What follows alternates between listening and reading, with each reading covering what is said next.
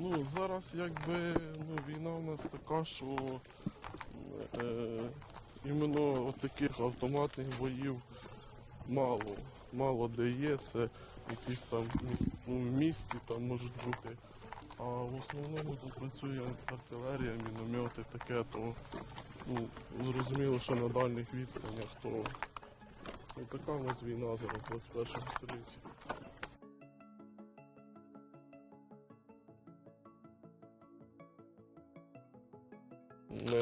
Не особо вони там двигаються сюди, але щоб ми їх подвинули, нам потрібна важка зброя. Чесно кажучи, незрозумілі їхні дії. Буває, що вони на протязі дня зовсім нічого не чути, а буває день, що просто постійно отак. Ми маємо звільнити свої території, щоб це наша земля.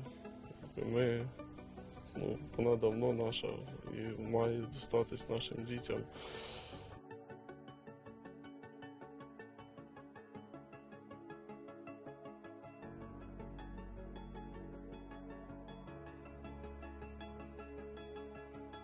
Оце малюнок моєї дитини, мені передачку передавали, намалювала.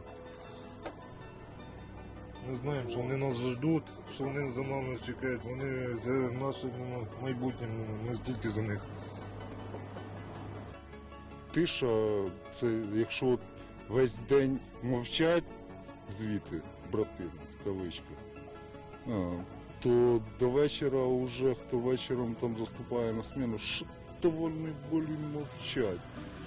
І вони починають насипати, як завжди.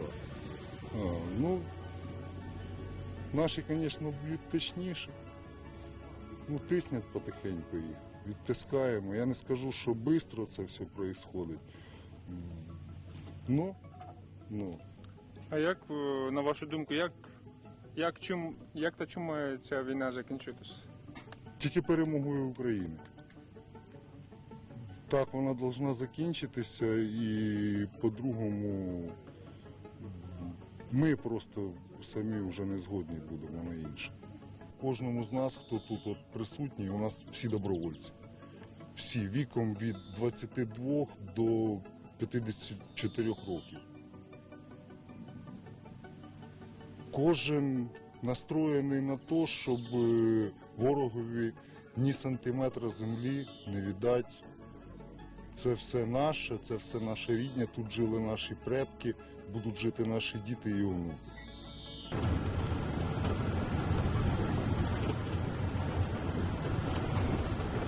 Ми тут зібрали, скупчення зробили. Вже так розуміли, що вони вже беруть Миколаїв. Ми отримали точні координати. І оце хлопці, наші артилерія, ви бачили їх, відпрацювали. Просто сказка. Тут всі посадки, це повністю туди, і зриті окопами. Вони там рили собі на шлегі. Техніки було. Ми дуже багато техніки забрали звідси, поставили в строй, вже відновили, вони працюють. Скільки тут приблизно людей могло? В кожній машині? Так. Вважайте, команда 3 чоловіка і там відділення 10-12 чоловік. Тут 10 чоловік? Так. Вони ж на броні їхали, вони їхали взагалі як побідітелі. Да. Вони думали, що вони тут зараз з легкістю проскочать. Вони проскочили дуже швидко Херсон, пішли Миколаїв, на Вознесенськ туди далі. Но Миколаїв тут ми вже їх зустрічали. Результат ви знаєте, що отримали по зубам, жорстко отримали. Причому працювало так, що там, біля нас локація трошки інша.